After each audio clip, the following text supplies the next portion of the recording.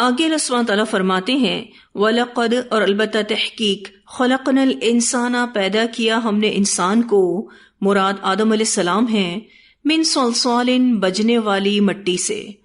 صلصال کا جو لفظ ہے صاد لام سے ہے، مراد خشک مٹی، اور اس سے مراد بدبودار مٹی بھی ہے۔ من حمئن سیاہ گارے سے، مسنون سڑے ہوئے۔ اس آیت میں انسان کی تخلیق کا مادہ بیان کیا گیا ہے۔ اللہ سبحانہ تعالیٰ فرماتے ہیں اور یقیناً ہم نے بنایا ہے انسان کو سنے ہوئے گارے کی کھنکھناتی ہوئی مٹی سے۔ یہاں جو حمئن کا لفظ آیا ہے گارے کو کہتے ہیں، لیکن سیاہ گارا اور مسنون ایک معنی سڑا ہوا اور دوسرا معنی ڈھلا ہوا۔ سڑا ہوا یعنی گدلا، muddy, dirty and messy substance with smell, جیسے کیچڑ ہوتا ہے اس سے آپ یہ معنی سمجھ سکتے ہیں۔ اور دوسرا معنی ڈھلا ہوا یعنی سانچے میں ڈھلا ہوا، شیپڈ۔ سنت کا لفظ بھی اسی سے ہے کہ ایک خاص طریقے کی بات ہوتی ہے، اور وہ طریقہ نبی اکرم صلی اللہ علیہ وسلم کا ہے۔ اللہ سبحانہ تعالیٰ فرماتے ہیں کہ یقیناً ہم نے بنایا ہے انسان کو سنے ہوئے گارے کی کھنکھناتی ہوئی مٹی سے، اور یہاں پر انسان سے مراد حضرت آدم علیہ السلام ہیں۔ حمئن مسنون سے مراد سنا ہوا گارا ہے جس سے بدبو بھی اٹھ رہی ہو، جیسا کہ میں نے آپ کو ابھی بتایا۔ اس رکوع میں یہ ٹرمنالوجی 3 مرتبہ استعمال ہوئی ہے۔ کون سی ٹرمنالوجی؟ من صلصال من حمئ مسنون۔ انسان کے مادہ تخلیق کے حوالے سے قرآن میں جو مختلف الفاظ استعمال ہوئے ہیں ان پر غور و فکر کرنے کی ضرورت ہے۔ سب سے پہلے مرحلے پر تراب یعنی مٹی کا ذکر ہوا ہے۔ اللہ سبحانہ تعالیٰ سورہ الروم کی آیت نمبر 20 میں فرماتے ہیں وَمِنْ آيَاتِهِ أَنْ خَلَقَكُم مِّن تُرَابٍ۔ مٹی میں پانی مل کر گارا بن جائے تو اس گارے کو عربی میں طین کہتے ہیں، لہٰذا انسان کی تخلیق کے سلسلے میں طین کا ذکر بھی قرآن میں کئی بار ہوا ہے۔ اللہ سبحانہ تعالیٰ سورۃ الاعراف کی آیت نمبر 12 میں شیطان کا قول بتاتے ہیں، شیطان نے کہا خلقتنی من نار وخلقتہ من طین، مجھے تو نے بنایا آگ سے اور اس کو بنایا مٹی سے، یعنی آدم کو بنایا مٹی سے۔ پھر یہ کہ طین کے بعد طین لازب کا مرحلہ آتا ہے جس کا ذکر سورہ صافات کی آیت نمبر 11 میں ہے۔ اللہ سبحانہ تعالیٰ فرماتے ہیں اِنَّا خَلَقْنَاهُم مِّن طِينٍ لَازِب۔ طین لازب اصل میں وہ گارا ہے جو عمل تخمیر یعنی فرمنٹیشن کی وجہ سے لیزدار ہو چکا ہو، خمیر کے عمل سے جس کو گزارا گیا ہو۔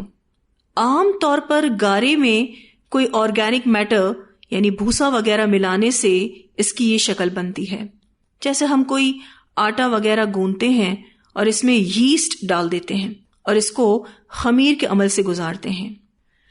طین لازب کے بعد اگلا مرحلہ حمئ مسنون کا ہے۔ اگر لیسدار گارا زیادہ دیر تک پڑا رہے تو اس میں بدبو پیدا ہو جاتی ہے، تو اس کو حمئ مسنون کہا جاتا ہے۔ پھر اگر یہ سنا ہوا گارا یعنی حمئ مسنون خشک ہو کر سخت ہو جائے تو یہ کھنکنے لگتا ہے۔ اس کو آپ اس طرح سے سمجھ سکتے ہیں جیسے کسی دریا کے ساحل کے قریب یا کسی دلدلی علاقے میں آپ نے دیکھا ہو کہ زمین کے اوپر خشک پپڑی سی آ جاتی ہے جس پر چلنے سے یہ آواز پیدا کر کے ٹوٹ جاتی ہے۔ ایسی مٹی کے لیے قرآن نے صلصال کالفخار، جس کا ذکر سورہ رحمان کی آیت نمبر 14 میں آتا ہے، اس کی ٹرمنالوجی استعمال کی ہے، یعنی ٹھیکری جیسی کھنکھناتی مٹی، بجنے والی مٹی۔ انسان کے مادہ تخلیق کے لیے تمام الفاظ میں سے صرف ایک بنیادی لفظ ہی کفایت کر سکتا تھا کہ ہم نے انسان کو مٹی سے بنایا، لیکن آپ دیکھتے ہیں کہ اللہ سبحانہ تعالیٰ نے قرآن پاک میں اس حوالے سے مختلف الفاظ استعمال کیے ہیں، جس میں تراب، طین، طین لازب، پھر اسی طرح سے صلصال من حمأ مسنون، پھر اسی طرح سے صلصال کالفخار. تو ہو سکتا ہے کہ اس میں اللہ سبحانہ تعالیٰ کی کوئی نہ کوئی حکمت ہو، اور ممکن ہے کہ یہ تخلیق کے ڈفرینٹ سٹیجز یعنی مختلف مراحل کا ذکر ہو. ٹھیک ہے جی. تو مٹی کے مختلف حالتوں کے اعتبار سے اس کے مختلف نام ہیں، جیسے کہ تراب خشک مٹی، طین گیلی مٹی، طین اللازب وہ مٹی جو خمیر لگنے سے لیزدار ہو چکی ہو، حمأ مسنون گوندی ہوئی بدبودار مٹی، پھر یہ کہ صلصال جو خشک ہو کر کھن کھن بولنے لگے، اور پھر جب اسے آگ پر پکایا جائے تو وہ کالفخار یعنی ٹھیکری کہلاتی ہے. تو اللہ سبحانہ تعالیٰ نے انسان کی تخلیق کا جس طرح سے ذکر کیا ہے، اس سے معلوم ہوتا ہے کہ آدم کو حمأ مسنون یعنی گوندی ہوئی سڑی ہوئی بدبودار مٹی سے بنایا گیا، اور جب آدم کا پتلا سوکھ کر کھن کھن کرنے لگا یعنی صلصالن ہو گیا تو اس میں روح پھونکی گئی، جس کا ذکر انشاءاللہ آپ آگے پڑھیں گے. تو اللہ سبحانہ تعالیٰ فرماتے ہیں وَلَقَدْ خَلَقْنَا الْإِنسَانَ مِنْ صَلْصَالٍ مِنْ حَمَإٍ مَسْنُونٍ. تو اس آیت میں اللہ تعالیٰ نے آدم کی پیدائش کا ذکر کیا ہے، اور یہ اللہ کی قدرت کا کرشمہ ہے کہ کس طرح ایک حقیر ترین چیز سے انسان کو پیدا کیا جو اس کے قدموں میں پامال ہوتی رہتی ہے، یعنی مٹی سے پیدا کیا. پھر یہ کہ انسان کو بلندی عطا فرمائی، فرشتوں سے سجدہ کروایا جس کا ذکر انشاءاللہ آپ آگے پڑھیں گے، اور پوری کائنات اس کے لیے مسخر کر دی، یعنی اللہ سبحانہ تعالیٰ نے یہ کائنات انسان کی خدمت پر لگا دی. اس بارے میں ایک روایت بھی آتی ہے، سیدہ عائشہ رضی اللہ تعالیٰ عنہ بیان کرتی ہیں کہ رسول اللہ صلی اللہ علیہ وسلم نے فرمایا فرشتے نور سے پیدا کیے گئے اور جن شعلے والی آگ سے، اور آدم علیہ السلام اس سے جس کا وصف تمہارے سامنے بیان کر دیا گیا ہے، یعنی مٹی سے. اسے مسلم نے روایت کیا ہے. پھر اللہ سبحانہ تعالیٰ فرماتے ہیں والجان، اور جنوں کو، خلقناہ پیدا کیا ہم نے ان کو، من قبل اس سے پہلے یعنی اس انسان کی پیدائش سے پہلے، من ناری آگ سے، السموم سخت حرارت والی. یہاں پر جو لفظ آیا ہے والجان، یہ اسم جنس ہے، یہ واحد اور جمع دونوں کے لیے استعمال کیا جا سکتا ہے. ہم نے یہاں پر جمع کے لیے استعمال کیا ہے، اسی لیے ہم نے خلقناہ کی ضمیر کو بھی جمع میں ہی ترجمہ کیا ہے. اور جنوں کو پیدا کیا ہم نے ان کو اس سے قبل آگ سے، اور آگ بھی کیسی؟ سخت حرارت والی. یہاں پہ نار السموم کی جو بات ہو رہی ہے، سموم کا لفظ سین میم میم سے ہے، سوئی کے ناکے کو کہتے ہیں. اچھا، یہ زہر کو بھی کہتے ہیں، ایسا زہر جو جسم میں گھس جائے. باد سموم گرم ہوا جو بدن میں گھس جائے. موسم گرما میں صحرا میں چلنے والی تیز گرم ہوا کو باد سموم کہتے ہیں. اب یہاں آپ دیکھیے تو نار سموم کے الفاظ آئے ہیں، آگ کے شعلے کا وہ حصہ جو بظاہر نظر آتا ہے، اس کے گرد ہالے کی شکل میں اس کا وہ حصہ ہوتا ہے جو عام طور پر نظر نہیں آتا. شعلے کے اس نظر نہ آنے والے حصے کا درجہ حرارت نسبتاً زیادہ ہوتا ہے، اور یہاں نار سموم سے مراد آگ کی وہی لپٹ یا لو مراد ہے جو شدید گرم ہوتی ہے، اور اسی سے جنات کو پیدا کیا گیا ہے. جنات کو اگرچہ آگ سے پیدا کیا گیا ہے مگر وہ آگ نہیں ہے، بالکل اسی طرح سے جیسے ہمیں مٹی سے پیدا کیا گیا ہے مگر ہم مٹی نہیں ہیں. اور پھر ایک غور طلب بات اس آیت میں یہ بھی بتائی گئی کہ جنات کو انسانوں سے بہت پہلے پیدا کیا گیا تھا. تو اللہ سبحانہ تعالیٰ فرماتے ہیں والجان خلقناہ من قبل من نار السموم، اور جان یعنی جنوں کو اس سے پہلے لو کی آگ سے پیدا کیا. پھر اللہ سبحانہ تعالیٰ فرماتے ہیں وَإِذْ قَالَ، اور یاد کرو جب فرمایا ربک آپ کے رب نے للملائکۃ فرشتوں سے انی بے شک میں خالقن پیدا کرنے والا ہوں، بشرن ایک بشر یعنی آدم، من صلصال بجنے والی مٹی سے، من حمأ مسنون یعنی سیاہ گارے سے سڑے ہوئے۔ قرآن میں جہاں بھی تخلیق کے ان ابتدائی مراحل کا ذکر آیا ہے وہاں لفظ آدم استعمال نہیں ہوا، بلکہ بشر اور انسان کے الفاظ استعمال ہوئے ہیں۔ پورے قرآن میں صرف آل عمران آیت نمبر 59 ایسی ہے جہاں اس ابتدائی تخلیق کے حوالے سے بات ہوئی ہے اور آدم علیہ السلام کا ذکر آیا ہے۔ اللہ سبحانہ تعالیٰ فرماتے ہیں ان مثل عیسی عند اللہ کمثل آدم خلقہ من تراب ثم قال له کن فیکون، یقیناً عیسیٰ علیہ السلام کی مثال اللہ کے نزدیک آدم کی سی ہے، اس کو مٹی سے بنایا پھر کہا ہو جا تو وہ ہو گیا۔ تخلیق آدم کے حوالے سے بہت ساری احادیث موجود ہیں۔ نبی اکرم صلی اللہ علیہ وسلم نے فرمایا اللہ نے آدم علیہ السلام کو ایک مٹھی مٹی سے پیدا کیا جسے اس نے ساری زمین سے جمع کیا تھا، اسے ترمذی نے روایت کیا ہے۔ پھر اسی طرح سے ایک اور روایت آتی ہے، نبی اکرم صلی اللہ علیہ وسلم نے فرمایا جب اللہ نے جنت میں آدم کے پتلے کو بنایا تو جب تک چاہا یوں ہی یعنی بغیر روح پھونکے چھوڑے رکھا، تو ابلیس نے ان کے ارد گرد چکر لگانے شروع کیے اور وہ انہیں بغور دیکھتا رہا کہ وہ کیا ہے۔ جب اس نے یہ دیکھا کہ یہ خالی پیٹ ہے تو وہ سمجھ گیا کہ یہ اس انداز سے پیدا کیا گیا ہے کہ اپنے اوپر قابو نہ رکھ سکے گا۔ اسے مسلم نے روایت کیا ہے۔ یعنی شیطان نے انسانی تخلیق سے یہ اندازہ لگا لیا کہ انسان ایسا ہوگا کہ وہ اپنے اوپر قابو نہ رکھ سکے گا۔ ایک اور روایت آتی ہے، نبی اکرم صلی اللہ علیہ وسلم نے فرمایا سب سے بہتر دن جس پر سورج طلوع ہوا جمعے کا دن ہے، اور جمعہ ہی کے دن آدم علیہ السلام پیدا کیے گئے۔ اسے مسلم نے روایت کیا ہے۔ یعنی حضرت آدم علیہ السلام کی پیدائش جمعے کے دن کی گئی، ایک بابرکت دن ان کی پیدائش کی گئی۔ پھر ایک اور روایت آتی ہے، نبی اکرم صلی اللہ علیہ وسلم نے فرمایا آدم علیہ السلام پیدا کیے گئے تو ان کا قد 60 ہاتھ تھا۔ اسے بخاری نے روایت کیا ہے۔ 60 ہاتھ لمبے تھے حضرت آدم علیہ السلام۔ پھر اسی طرح سے ایک اور روایت آتی ہے، نبی اکرم صلی اللہ علیہ وسلم نے فرمایا اللہ تعالیٰ نے آدم علیہ السلام کو ان کی صورت پر پیدا کیا اور ان کا قد 60 ہاتھ تھا۔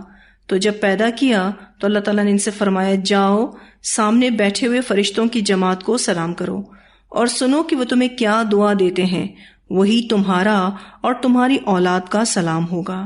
آدم علیہ السلام نے کہا السلام علیکم، تو فرشتوں نے کہا السلام علیکہ ورحمۃ اللہ، انہوں نے رحمت اللہ کا اضافہ کیا۔ اسے بخاری نے روایت کیا ہے۔ اس حدیث میں ہمیں پتہ چلتا ہے کہ حضرت آدم علیہ السلام کو سلام سکھایا گیا اور 7 فرشتوں کے جواب سے یہ بھی بتایا گیا کہ یہی جواب تمہارا اور تمہاری اولاد کا ہوگا، یعنی یوں ہی تم آپس میں ایک دوسرے کو سلام کرو گے اور سلام کا جواب دو گے۔ ایک اور روایت آتی ہے، نبی اکرم صلی اللہ علیہ وسلم نے فرمایا جب اللہ تعالیٰ نے آدم علیہ السلام کو پیدا فرمایا تو ان کی پیٹھ پر ہاتھ پھیرا، ہاتھ پھیرتے ہی ہر روح جو ان کی اولاد میں قیامت تک پیدا ہونے والی تھی باہر نکل آئی۔ اب اللہ تعالیٰ نے ہر انسان کی آنکھوں کے درمیان نور میں سے ایک چمک پیدا کی اور پھر ان روحوں کو آدم علیہ السلام کے سامنے پیش فرما دیا۔ آدم علیہ السلام نے کہا اے میرے رب یہ کون ہے؟ اللہ تعالیٰ نے فرمایا یہ تمہاری اولاد ہے۔ آدم علیہ السلام نے ان میں سے ایک شخص کو دیکھا تو انہیں اس کی آنکھوں کے درمیان کی چمک بہت پسند آئی۔ انہوں نے کہا اے میرے رب یہ کون ہے؟ فرمایا یہ تمہاری اولاد میں سے آخری امتوں میں سے ایک شخص ہے، اس کا نام داؤد ہے۔ پوچھا آپ نے اس کی عمر کتنی رکھی ہے؟ فرمایا 60 سال۔ عرض کی اے میرے رب میری عمر میں سے ان کے 40 سال بڑھا دیجیے۔ اسے ترمذی نے روایت کیا ہے۔ چونکہ آدم علیہ السلام کو ان کی آنکھوں کی چمک پسند آئی تو انہوں نے اپنی عمر میں سے 40 سال ان کو دے دیے۔ کہا اللہ تعالیٰ آپ میری عمر سے ان کے 40 سال بڑھا دیجیے، یعنی 100 سال کی عمر ان کی کر دیجیے۔ بہت ساری احادیث حضرت آدم علیہ السلام کی تخلیق کے حوالے سے آئی ہیں۔ پھر اللہ سبحانہ تعالیٰ فرماتے ہیں فَإِذَا پھر جب سَوَّيْتُهُ میں برابر کر دوں اس کو. کسی بھی تخلیق کے بعد اس کا تسویہ یعنی نوک پلک سنوارنا ضروری ہوتا ہے، یعنی اس کو فائنل ٹچ دینا. تو اللہ سبحانہ تعالیٰ فرماتے ہیں پھر جب میں برابر کر دوں اس کو وَنَفَخْتُ اور میں پھونک دوں فیہ اس میں مِن روحی اپنی روح سے.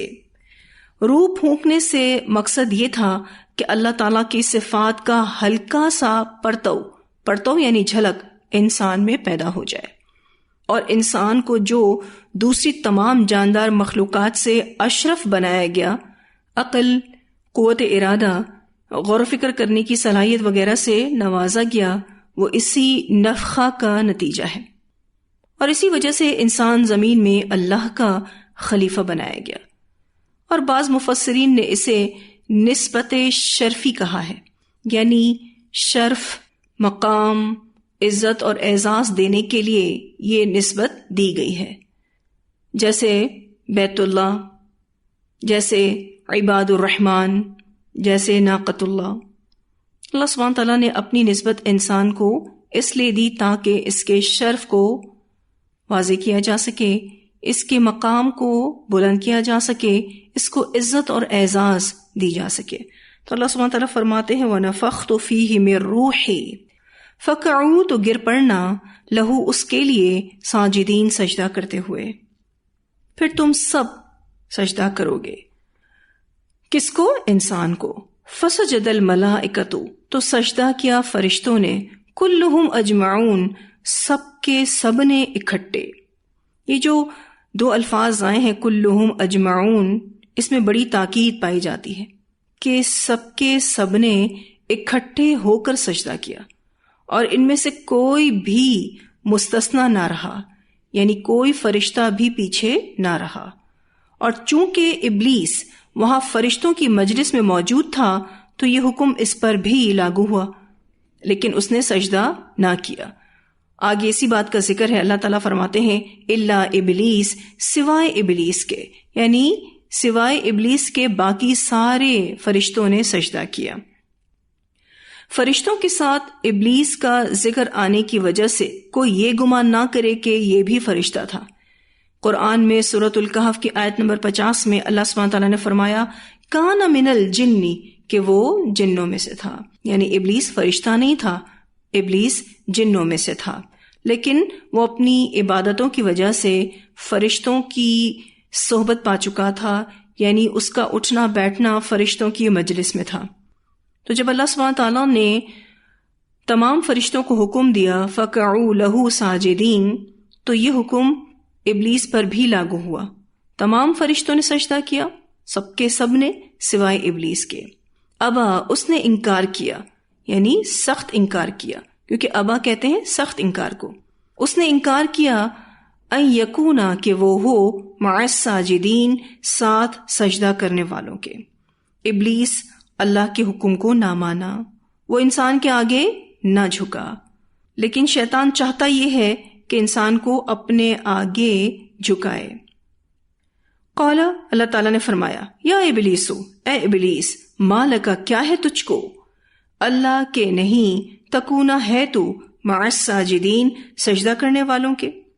اللہ سبحانہ تعالیٰ نے فرمایا اے ابلیس تجھے کیا ہے کہ تو سجدہ کرنے والوں کے ساتھ نہیں ہوتا. اب دیکھیں اس نے کیا جواب دیا.